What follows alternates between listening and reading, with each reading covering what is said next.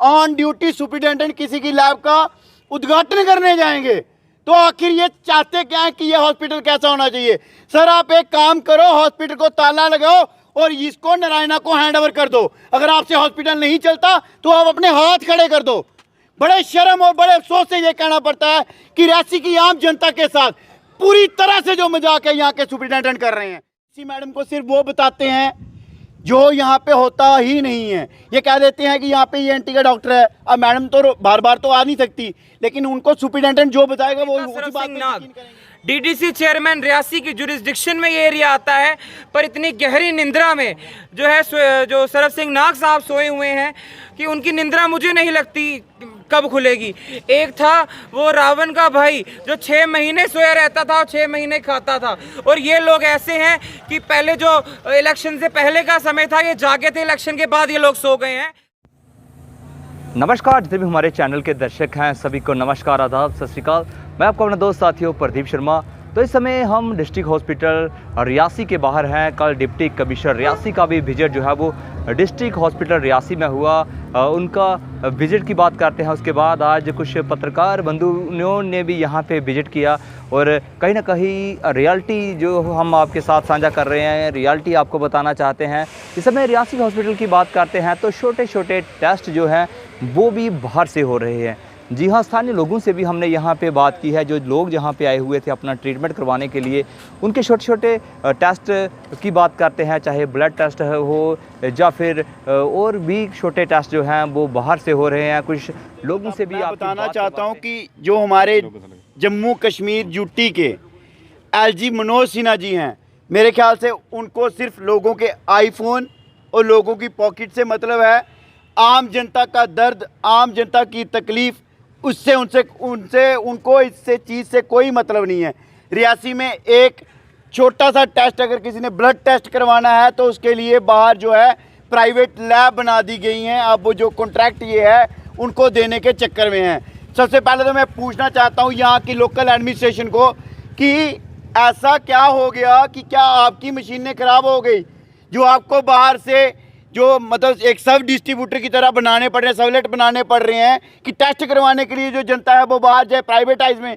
आखिर क्यों जो है प्राइवेट सरकारी हॉस्पिटल के अंदर प्राइवेट तरीके से काम किया जा रहा है?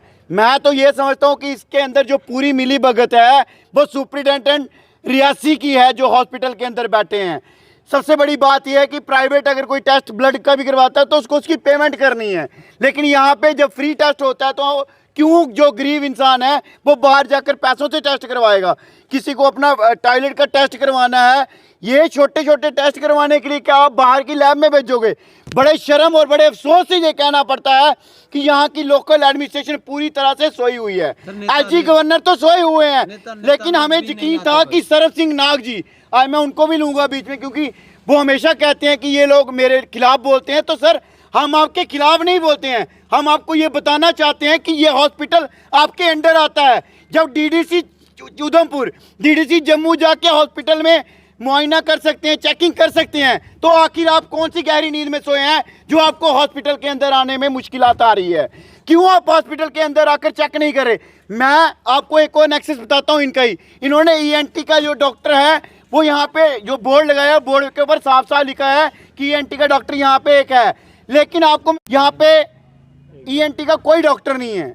और शर्म ही तब आती है कि जब यहाँ पे सारी सुख सुविधाएं होने के बावजूद जब ये गरीब इंसान को बोलते हैं कि आप टेस्ट करवाने बाहर जाओ, ऑन ड्यूटी सुपरिटेंडेंट किसी की लैब का उद्घाटन करने जाएंगे।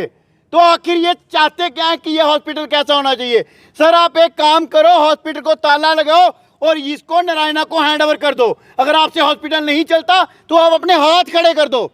बड़े शर्म और बड़े अफसोस से ये कहना पड़ता है कि रियासी की आम जनता के साथ पूरी तरह से जो मजाक है यहाँ के सुपरिटेंडेंट कर रहे हैं। मुझे लगता है कि उनको शर्म भी नहीं आ रही है कि आखिर कौन सा ये नेक्सस चलाना चाहते हैं। मैंने सुना कि 3 ये सब डिस्ट्रीब्यूटर सब जो सबलेट बनाना चाहते हैं यहाँ पे टेस्ट होंगे। आखिर क्यों, क्या जरूरत आन पड़ी जब मोदी सरकार अच्छे तरीके से सरकारी हॉस्पिटल को बढ़ावा देने के चक्कर में है? जब सरकार कहती है कि गरीब इंसान का वो सोच रही है, गरीब इंसान को पूरी सुविधाएं देने के लिए सरकार तत्पर है, तो इनको कौन सी मुसीबत आन पड़ी कि इनको सारा सिस्टम जो है प्राइवेटाइज करना पड़ रहा है। तो सर आप एक काम और कर दो, यहाँ पे प्राइवेट रूम बना दो, जो स्पेशल रूम लेना चाहता है तो उसको रूम भी दिलाओ, वो भी एक ठेका दे दो, किसी को कैंटीन बनाओ वो भी एक ठेका दे दो, यहाँ पे डॉक्टर प्राइवेट हायर कर लो, और ये सरकारी हॉस्पिटल है, इसका हॉस्पिटल का नाम प्राइवेट हॉस्पिटल डिस्ट्रिक्ट रियासी रख दो। इसी मैडम को सिर्फ वो बताते हैं जो यहाँ पे होता ही नहीं है। ये कह देते हैं कि यहाँ पे ENT का डॉक्टर है। अब मैडम तो बार बार तो आ नहीं सकती, लेकिन उनको सुपरिटेंडेंट जो बताएगा वो उसी बात पे यकीन करेंगी।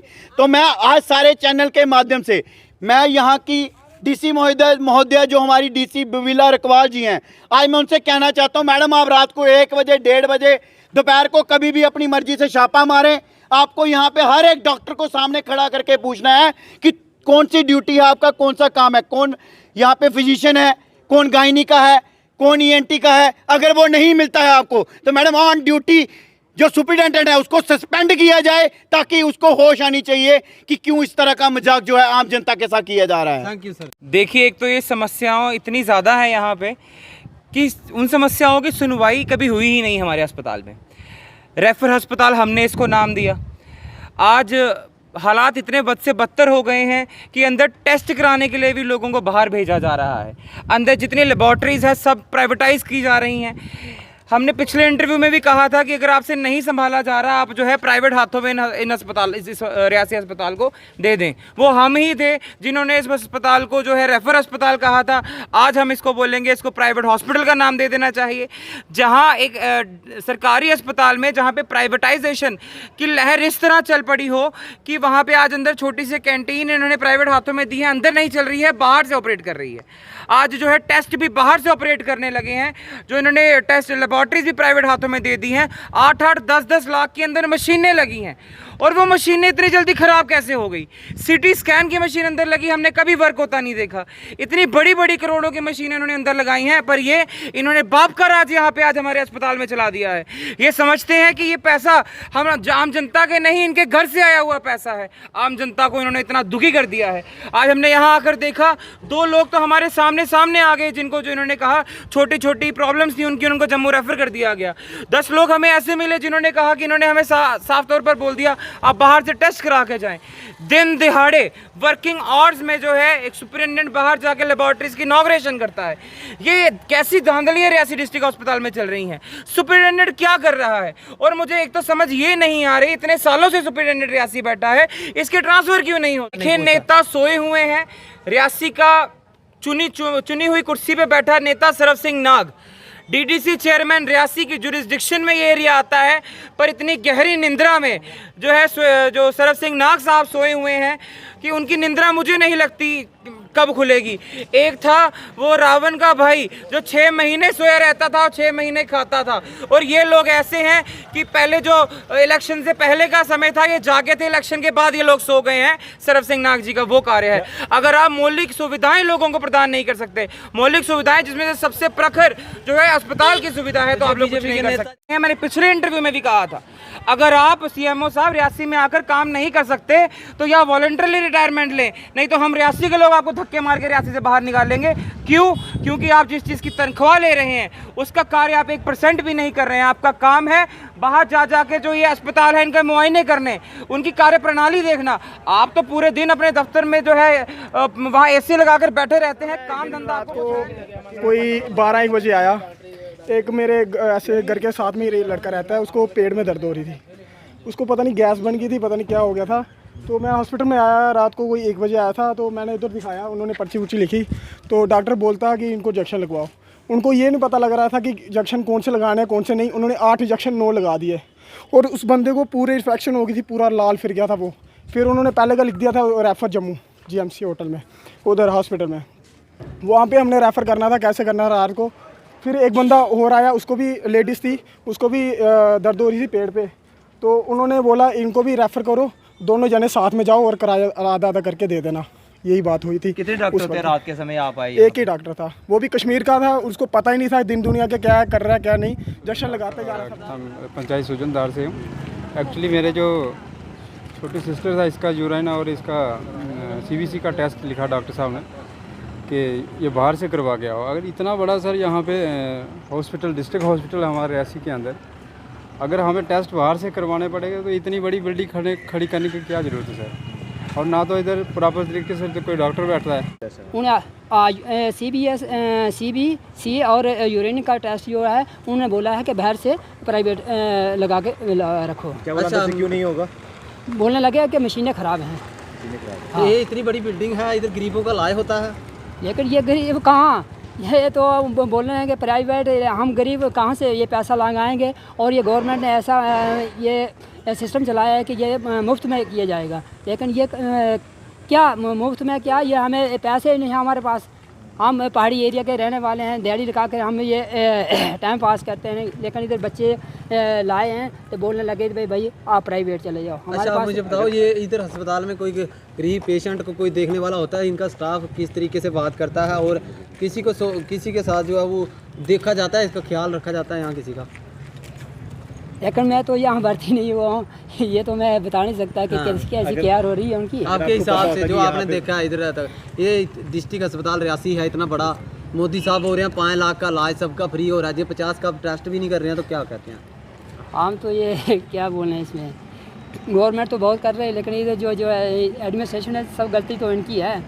जो हमारे DC साहब हैं, क्या नाम, हमारे चेयरमैन डिस्ट्रिक्ट, और जितने भी यहाँ के हमारे लोकल बंदे हैं उनको बहुत मजबूरी हो रही है कि भाई हम क्या सुनाओ।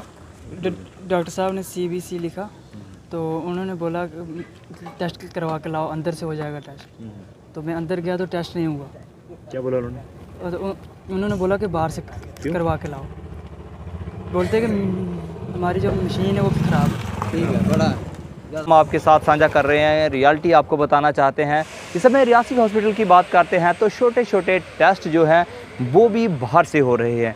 जी हाँ, स्थानीय लोगों से भी हमने यहाँ पे बात की है, जो लोग जहाँ पे आए हुए थे अपना ट्रीटमेंट करवाने के लिए, उनके छोटे छोटे टेस्ट की बात करते हैं, चाहे ब्लड टेस्ट हो या फिर और भी छोटे टेस्ट जो हैं वो बाहर से हो रहे हैं। कुछ लोगों से भी आपकी बात करवाते हैं। फिर से बता दें कि इस समय डिस्ट्रिक्ट हॉस्पिटल रियासी के बाहर खड़े हैं। अगर यहाँ पे डॉक्टरों की आमद की बात करते हैं, चाहे हम ENT डॉक्टर्स की बात करते हैं, वो भी यहाँ लगभग 3 महीनों से नहीं आए हैं। ये कुछ बड़े प्रश्न हैं। डिप्टी कमिश्नर रियासी का जहाँ पे विजिट होता है तो उसके बाद भी कहीं ना कहीं लोगों को उम्मीद थी कि यहाँ पे जो डॉक्टरों की कमी है वो पूरी होगी, लेकिन वो कमी जो है वो पूरी होती हुई नज़र नहीं आ रही। जो भी लोग अंदर ट्रीटमेंट के लिए जाते हैं उनके हाथों में पर्चियाँ होती हैं और वो उन पर्चियों के ऊपर जो टेस्ट लिखे होते हैं वो सीधा बाहर की लेबॉर्ट्री की तरफ उनका रुख होता है।